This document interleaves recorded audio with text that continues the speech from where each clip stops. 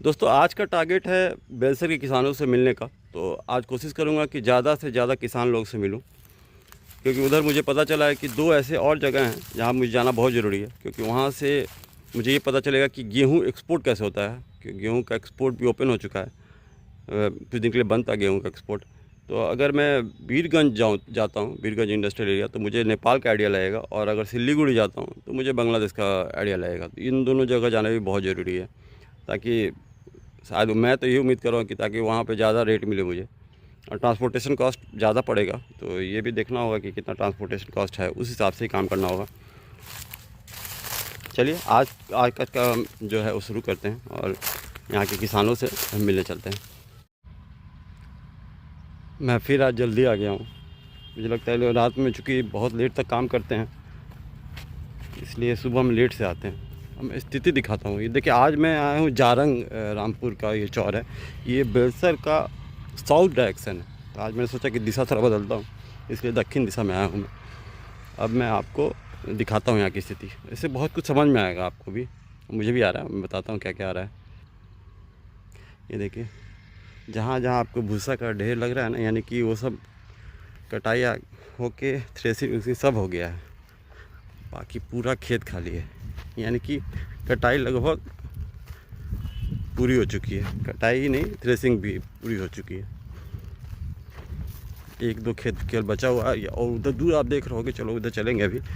वो लोग रखे हुए हैं, ढेर करके कटाई करके रखे हुए हैं। यानी आज वो लोग, आज जब भी वो लोग बुलाएंगे थ्रेसर को, तो उधर एक है जहाँ पे मिल सकता हूँ किसी से, वरना सब जगह हो चुका है। कटाई भी हो चुका है और गेहूँ भी निकाला जा चुका है।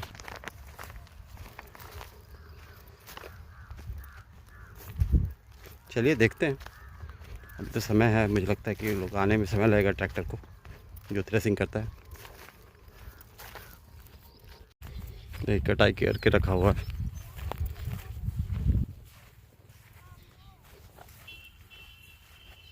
वहाँ ढेर रखा हुआ है, यानी कि उसको आज थ्रेसिंग करने के लिए जरूर आएगा।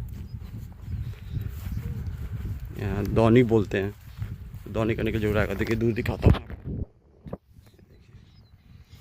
एक ही जगह ढेर नज़र आ रहा है, बाकी जगह नहीं है। यहाँ बाकी जगह कटाई चल रहा है। दूर दूर तक कोई नज़र नहीं आ रहा है। मैं आपको जूम करके दिखाता हूँ। एक आध आदमी नज़र आ रहा है, शायद गर्मी की वजह से सब घर में है, और सब शाम में आते होंगे। हमको लगता है कि कटाई भी बहुत जगह बची हुई है। ये चीज़ें देखिए, कटाई बची हुई है, भूसा उठाना है। अब बहुत जगह कटाई करके बोझा रखा हुआ है। तो ये सब काम बाकी है, शायद ये लोग शाम में करते होंगे, क्योंकि गर्मी गर्मी बहुत ज़्यादा है। चलिए शाम में ट्राई करेंगे। दोपहर के 1 बज रहा है, तो हमको लगता है इस समय सब घर पे होंगे। यहाँ पे लोग सो जाते हैं, फिर भी चलो ट्राई करते हैं, घर घर जाके ट्राई करते हैं फिर से कि क्या बोलते हैं उनको, गेहूँ बेचना है कि नहीं बेचना है, और बेचना है तो कैसे बेचते हैं, और एमएसपी पे या फिर इंडस्ट्रियल एरिया में जाके बेचना चाहेंगे कि नहीं चाहेंगे। उनको उनसे बात करके देखते हैं। चलिए फिर बताते हैं क्या बोला उन्होंने। मर्द लोग घर में सो रहे हैं, ये देखिए दूर से मैं जूम ले रहा हूँ। दो औरतें, इतनी कड़ी धूप, बहुत धूप है, मतलब कोई नहीं है। देखिए आसपास कोई नज़र नहीं आ रहा है, अकेले ही दो औरतें हैं, बोझा बना के वहाँ रख रही हैं। देखिए ये है बिहार की औरतें। सब सो रहे हैं। अभी मैं घर घर घूमा हूँ ना, मैंने बोला ना घर घर जाके देखता हूँ। अधिकांश सो रहे हैं। जो हैं वो बोल रहे हैं कि वो आता है लेके जाए छे, मतलब जो लोकल ट्रेडर है वो घर आता है गाड़ी लेके, और उनका जो भी गेहूँ होता है लेके जाता है। पैसा भी दे के जाए छे, मतलब पैसा भी वहीं पे दे देता है ऑन द स्पॉट। तो वो ज़्यादा टेंशन लेना नहीं चाहते हैं यहाँ इंडस्ट्रियल एरिया का या एमएसपी का, ऐसा का टेंशन नहीं लेना चाहते। रेट से उनको कोई फ़र्क नहीं पड़ता, घर बैठे बैठे उनका काम हो रहा है। उनके हिसाब से वो सब मिला उला के, ट्रांसपोर्टेशन मिला के सब एक ही हो जाएगा। फिर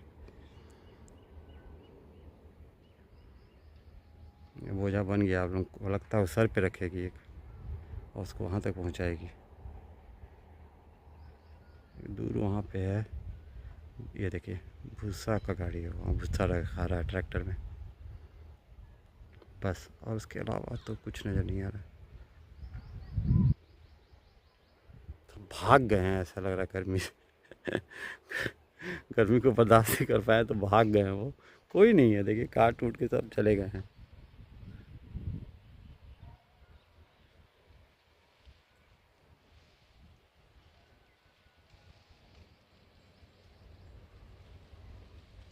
मैं इंतज़ार कर रहा हूँ ये सर पे रखने का, क्योंकि दो औरतें मुझे पता है कि एक दूसरे के सर पे रखेगी और उसको वहाँ तक पहुँचाएगी।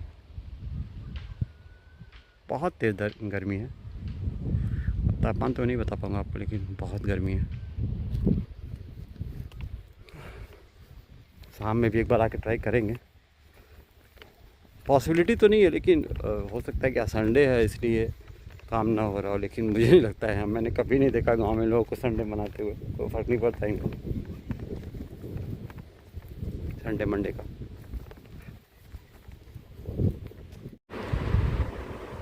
दोस्तों मैं बुक्स बहुत पढ़ता हूँ, और जब मैंने सोचा था मार्च के महीने में डिसाइड किया था कि वेयर हाउस से अपना काम स्टार्ट करना है, मतलब मिशन वेयर हाउस।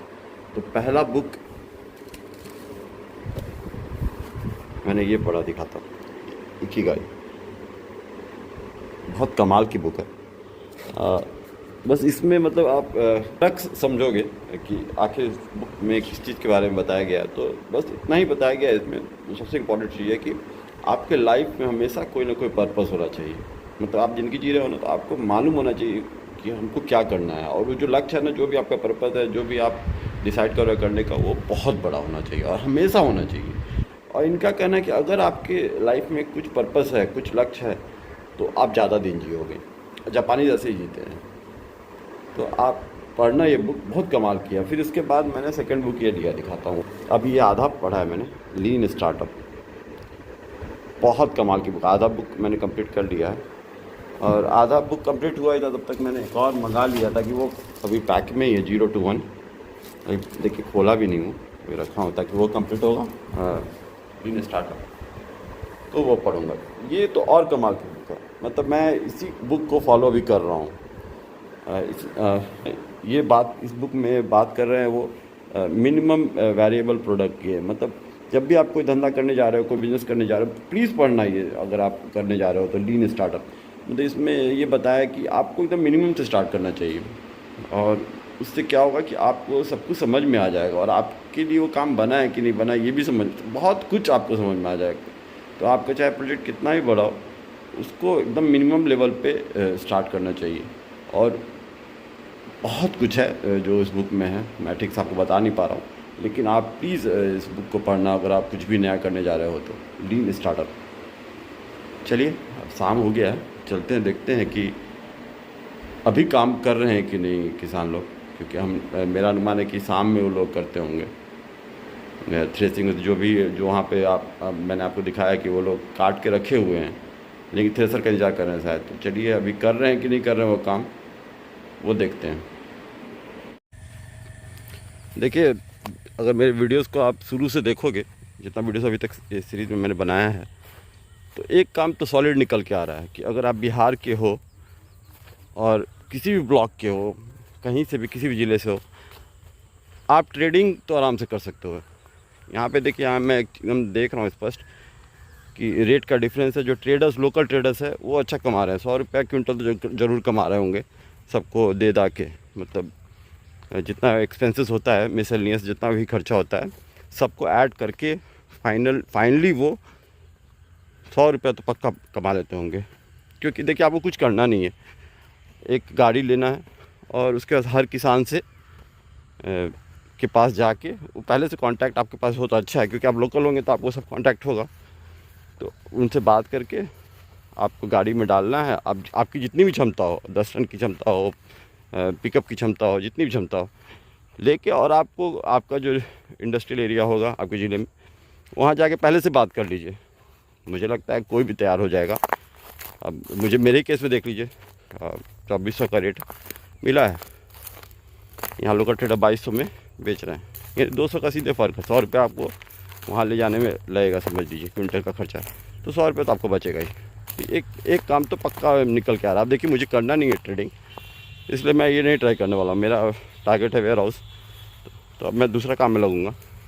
लेकिन ये काम तो स्पष्ट एकदम है, साफ क्लियर, कि 100 रुपये क्विंटल आदमी कमा सकता है। कहीं जाने की ज़रूरत नहीं है। सरकार उरकार वाला योजना जो है ना, ये सब बेकार है मुझे लगता है। अभी देखिए मैं ट्राई नहीं किया, इसलिए बोलना बेकार अच्छा नहीं है ये, लेकिन मैं देखता हूँ कि लोग तो बहुत दूर भाग रहे हैं, एकदम इंटरेस्ट नहीं ले रहे हैं FCI वाले में कि उनको MSP मिलेगा, ये उम्मीद नहीं रखते हैं वो। तो उससे ज़्यादा अच्छा विकल्प ये आपका इंडस्ट्रियल एरिया ही है, वहाँ से आप आराम से काम कर सकते हैं। चलिए थोड़ा दूर और चलना है।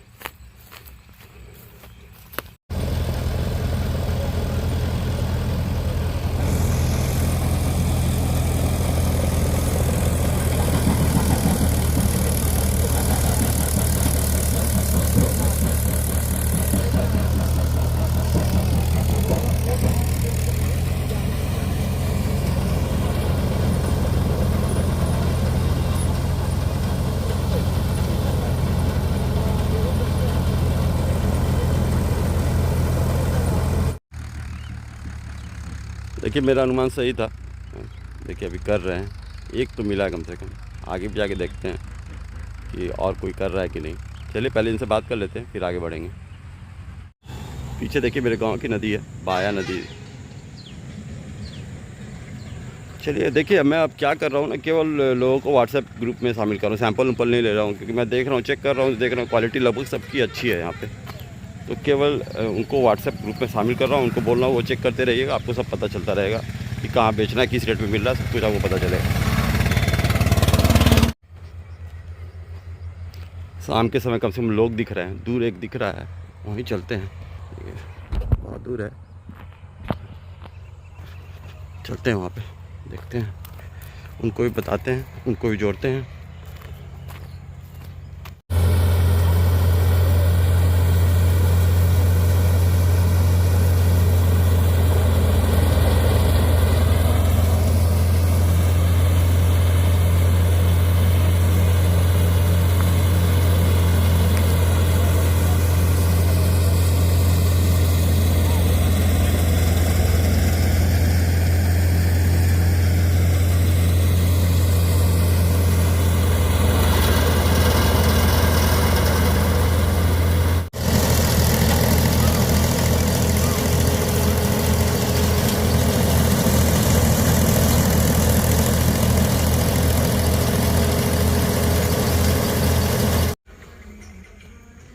चलिए आज का जो दिन है उसको कंक्लूड करते हैं, अंधेरा हो चुका है यहाँ पे।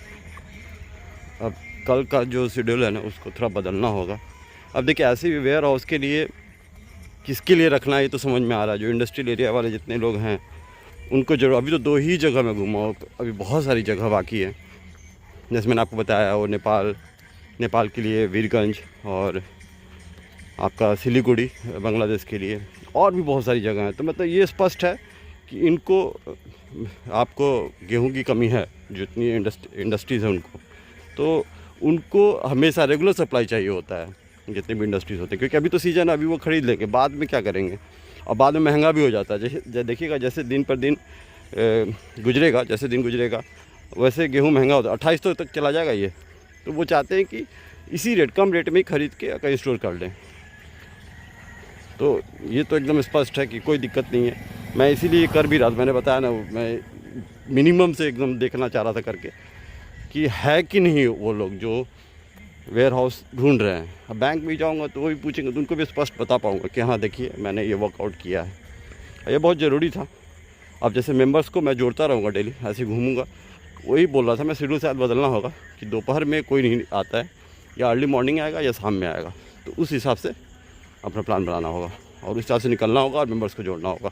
और साथ में ज़मीन वाला काम बहुत इंपॉर्टेंट है। अब देखिए ज़मीन वाला काम जो ना बहुत ढंग से करना है, कैसे वो सब मैं बताऊंगा आपको घर पे। चलिए आज का दिन कंक्लूड करते हैं। Thank you.